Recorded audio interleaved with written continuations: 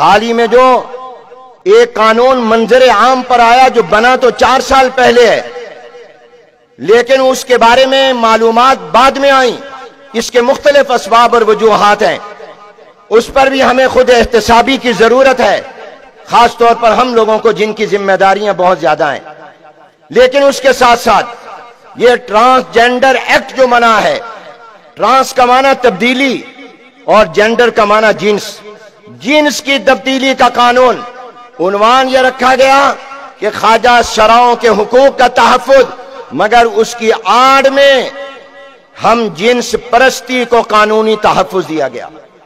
مرد سے، عورت سے شادی کر سکتے ہیں، اور میں ایک عرصے سے علماء کی مجلس میں یہ بیان کرتا ہوں کہ 1961 اور 62 میں حضرت مولانا شمس الحق صاحب افغانی رحمت اللہ علیہ نے خیر المدارس ملتان میں وفاق المدارس العربیہ پاکستان کی مجلس شورا کے اجلاس میں، جس میں اس وقت کے بڑے بڑے اکابر موجود تھے، حضرت مولانا محمد یوسف صاحب بنوری رحمت اللہ علیہ، میرے جد امجد مولانا خیر محمد صاحب رحمت اللہ علیہ، مفکر اسلام حضرت مولانا مفتی محمود رحمت اللہ علیہ، بڑے بڑے اکابر تھے۔ تو انہوں نے کہا تھا، علماء کرام، آپ کو میں آنے والے دور کا چیلنج بتانا چاہتا ہوں۔ آپ کے لیے چیلنج عیسائیت نہیں ہے، آپ کے لیے چیلنج یہودیت نہیں ہے۔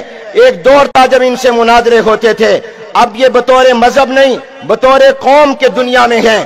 آج عیسائی بطور مذہب نہیں قوم ہے، یہودی بطور مذہب نہیں قوم کے ہے، جیسے پنجابی بلوچی ایک قوم ہے۔ فرمایا تمہارے لیے آنے والے دور میں چیلنج مغربیت ہے۔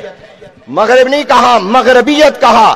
یہ وہ چیلنج ہے جو مغربیت اباحیت پسندی کا نام ہے، جو کہتا ہے کہ انسان کا حق پہلے ہے، اللہ کا حق بعد میں ہے، اور انسان کی خواہشات وہ مقدم ہیں، آسمانی تعلیمات بعد میں ہیں۔ یہ پاکستان جو اسلام کے نام پر بنا، اس پر بھی تہذیبی دہشت گردی اور تہذیبی حملہ ہے۔ میں آج آپ سے درخواست کرنا چاہوں گا کہ آپ ٹرانسجینڈر ایکٹ کے بارے میں پورے ملک میں بینر لگائیں، آویزاں کریں، پینا فلیکس لگائیں۔ قرآن و سنت کے خلاف قانون نامنظور، شریعت کے خلاف قانون نامنظور، اور ہمیں اپنے خاندانی نظام کے خلاف قانون نامنظور۔ اس کو مہم اور تحریک بنائیں۔ اور تیسرا یہ ہے کہ اس قانون کو مسلم لیگ نون نے بھی پاس کیا، پیپلز پارٹی نے بھی کیا، تحریک انصاف نے بھی کیا، ان کے تمام ایم این اے کے پاس۔ آج میں آپ سے یہ درخواست کر رہا ہوں اس امید کے ساتھ کہ آپ اس فقیر کی آواز پر توجہ دیں گے۔ آپ جانے کے بعد اپنے اپنے حلقوں کے ایم این اے کو ملیں، سینیٹر کو ملیں، اپنا احتجاج ریکارڈ کروائیں اور ان کو کہیں ہم نے تمہیں ووٹ یا ہمارے علاقے نے ووٹ اس لیے نہیں دیا تھا کہ تم اسلام کے خلاف قانون پاس کرو، تم نے ہمارے مینڈیٹ کی توہین کی ہے۔ آئندہ الیکشن میں ہم سے ووٹ مت مانگنے آنا، پہلے اس قانون کو ختم کرواؤ۔ آپ نے اپنے اپنے حلقے کے ایم این اے، سینیٹر، ممبران پارلیمنٹ کو جا کر اپنا احتجاج ریکارڈ کروانا ہے۔ کروائیں گے کہ نہیں کروائیں گے؟ یہ آپ کا اور میرا دینی اور ایمانی فریضہ ہے۔ آپ کو وہ حدیث پیش نظر رہنی چاہیے، بستی کو تباہ کیا گیا، عذاب آیا، فرشتوں نے کہا اللہ ایک بندہ تیرا نیک بھی ہے، اب آنکھ جھپکنے کے برابر کبھی گناہ نہیں کیا ہے، اس کو بھی برباد کر دیں۔ فرمایا اس کا رنگ نہیں بدلا تھا، اس کے چہرے کا رنگ بھی متغیر نہیں ہوا تھا، بغاوت کو دیکھ کر، گناہوں کو دیکھ کر اس کو بھی تباہ برباد کر دو۔ مجھے اور آپ کو اس ملک کو عذاب سے بچانا ہے، قوم کو عذاب سے بچانا ہے۔ سیلاب نے، بے وقت کی بارشوں نے بھی ہماری آنکھیں نہ کھولی۔ اب تو اٹھو، اب تو غور کرو، اس قانون کے خلاف آپ اپنی آواز کو بلند کریں۔ اور میں آپ سے درخواست کروں گا، خاص طور پر پنڈی اسلام آباد کے علماء سے، آج ہم نے اجلاس بھی کیا ہے، ہم باقاعدہ ایسے ساتھی مقرر کریں گے جو اپنی نظر رکھیں گے قومی اسمبلی پر، سینٹ پر، اس کی قائمہ کمیٹیوں پر کہ کون سا بل آ رہا ہے، کون سا قانون آ رہا ہے جو شریعت کے خلاف ہو، بجائے اس کے کہ وہ بن جائے پھر ہم احتجاج کے لیے نکلیں۔ ہم نے آئندہ اس کو بننے سے روکنا ہے۔ آپ اس کا ساتھ دیں گے کہ نہیں دیں گے؟ آپ نے بننے سے روکنا ہے۔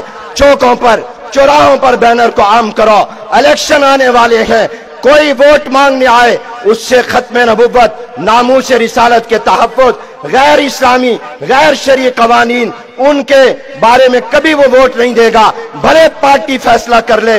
इस पर आपको उनसे हलफ लेना चाहिए। और जहां तक मौजूदा कानून की बात है, हजरत मौलाना फजलुर रहमान साहब दामत बरकातुहुल आलिया हमारे दरमियान मशवरे जारी हैं। हजरत मौलाना ने इस पर अपने जमीयत के रुफाका को मुकर्रर किया, पूरे कानून का जायजा लिया, फिर उनके रुफाका ने एक मुसवदा तैयार किया। हजरत ने वो मुसवदा भेजा हजरत मौलाना मुफ्ती मोहम्मद तकी उस्मानी साहब दामत बरकातुहुम के पास। फिर खुद मौलाना कराची तशरीफ ले गए, हजरत से मुलाकात हुई और उसके मुताबिक हजरत को मुसवदा दिया। हजरत ने गौर करके उसका एक तरामीम कुछ की, उसके अंदर मजीद इस्लाह और बेहतर किया। फिर हजरत ने अपने साथियों को दिया, वो अल्हम्दुलिल्लाह तैयार हो गया। मैं ये बात आपके सामने रिकॉर्ड पर लाना चाहता हूं कि इस कानून का खात्मा वफाकी शरई अदालत के जरिए नहीं होगा, ये पार्लियामेंट के जरिए होगा। वफाकी शरई अदालत मामलात को लंबा करती है, लटकाती है, सूद के खिलाफ उसने लटकाया है। इसलिए शरई अदालत में सिर्फ इन्हिसार करना यह हमारे लिए ठीक नहीं होगा। हमें पार्लियामेंट मौजूद है, पार्लियामेंट जिंदा है, हमें इसी पार्लियामेंट में ये बिल लाना है और हजरत मौलाना ला चुके हैं। मुझे उम्मीद है कि पूरा मुल्क आपकी पुष्ट पर होगा और इंशाअल्लाह ऐवानों में जमीयत ये जंग लड़ेगी, बाहर आप लड़ेंगे। हमने इस कानून को भी खत्म करवाना है। और आज एक बात कह दो, ये पार्लियामेंट जितने भी शरीयत के खिलाफ कानून मंजूर कर चुकी या कर रही है या करेगी बैरूनी दबाव पर, हम उसको पांव की नोक पर रखेंगे और पाकिस्तान के अवाम उसको कभी तस्लीम नहीं करें।